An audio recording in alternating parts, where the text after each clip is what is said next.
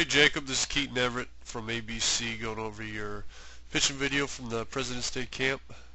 We're going to talk about, just kind of break down your mechanics, talk about what I'm seeing, and hopefully some things you can kind of pick up and change and work on to help yourself out this season. So anyways, we'll start with what's happening over the rubber, then we'll talk about how your hips come into play, what your glove side's doing, how to use more hips and just generate more of your body. So first off, right off the bat, let's go back and look at your setup. All right, from the wind up, that's good that you're not having big, huge movements right off the bat. You want to keep those eyes locked on the target, which you are, so everything's good there. All right, now you got a big leg kick, which is too big in my opinion, because what you see happen is you see a posture change. All right, we want to be athletic, to be powerful, all type of sports. We want to have good posture and good balance. So what you're going to watch here is you see your head curl down, and all that is that's your spine bending in. You're bending your chest, you're flexing your torso into your knee, which is causing a postural deviation, which is not the best thing. It causes inconsistency. It just isn't the best spot to be. All right, so keep the same intensity with that leg kick, but keep it to a point where you're not changing your posture. All right, get it to a point where instead of straight up and out, you don't ever get your hips closed. You want your hips closed.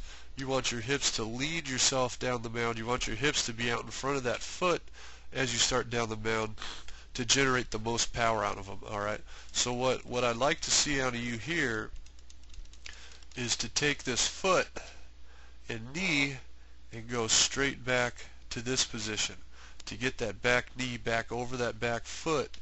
So now your knee's somewhere back over here as opposed to up underneath your armpit. All right, so you're just back.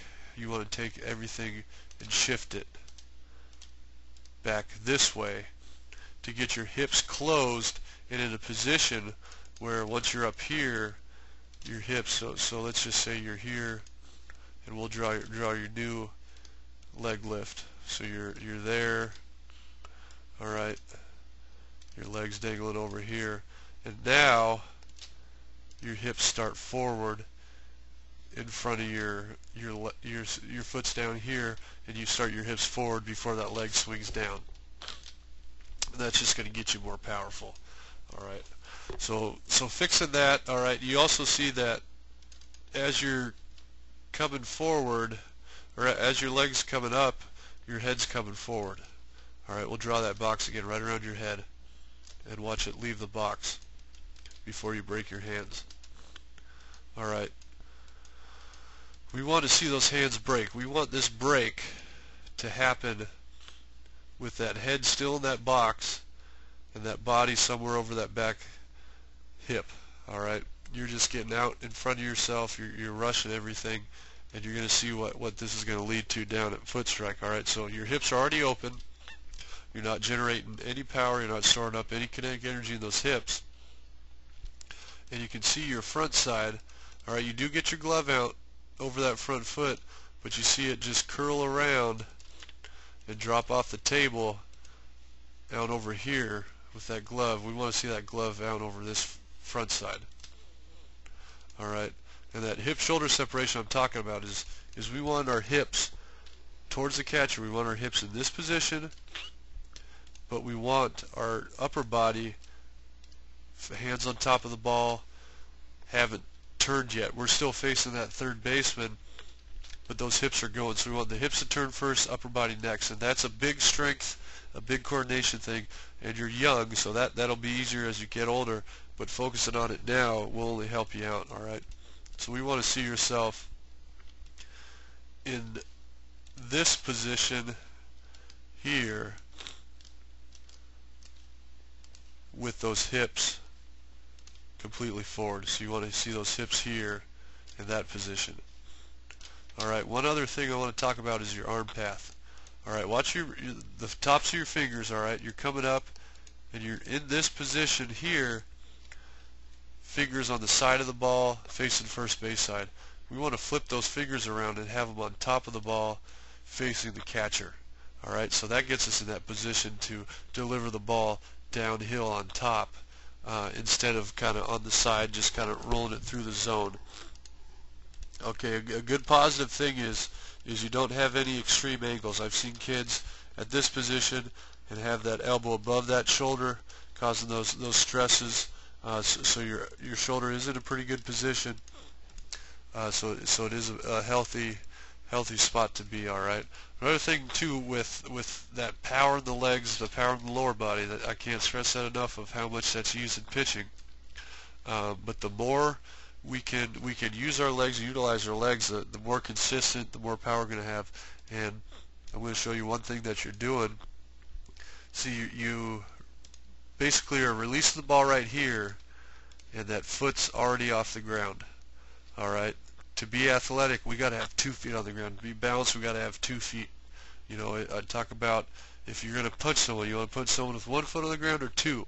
So try to get that drive, more of that power through that leg, and get out over your front foot. And when you got that leg still on the ground, now you're going to create this angle, and now you're going to release that ball, you know, hopefully another 6 to 8 inches out front, which is going to be harder for the hitters to hit, to see. There's going to be more movement, more bite on the breaking pitches, and that'll just help you get out. You know, when you're finishing, even when you're playing catch, even when you're doing anything, try to overdo it. You know, get out up front, you know, almost in a T position, and just finish out there and try to hold it and stick it. You know, reach down like there's a cone on the ground down here on the ground, and you're trying to reach down and touch it after you throw it. That'll just kind of help you use more of those legs to drive that ball and your body out over your front foot, and just kind of get everything going a little more quicker. All right.